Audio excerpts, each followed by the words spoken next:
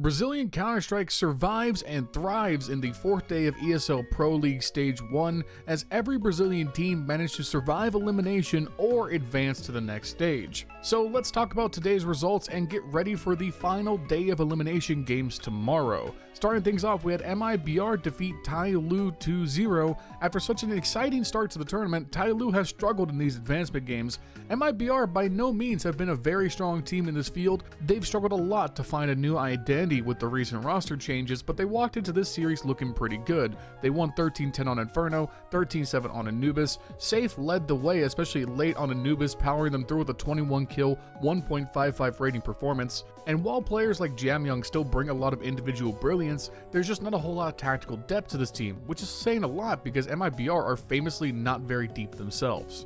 And then we had one of the most shocking results of the event, Namiga eliminating Heroic 2-1. It was a hard-fought overtime game on Dust 2 where Namiga won 16-14, then Heroic swept them out of the server on Mirage 13-6, before Namiga closed things out strongly on Train 13-11 for the victory.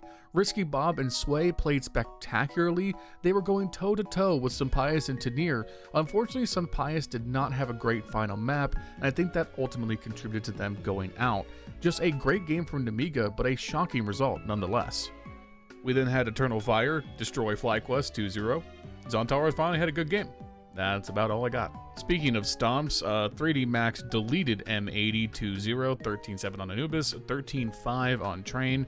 M80 once again find themselves in an RMR torture chamber of going up 2-0 and then losing the advancement games. But at least they have another shot tomorrow, but they need to bring their A game. Lake was not great in this series. Swisher went 9 for 28 over both maps, and that's just not going to fly.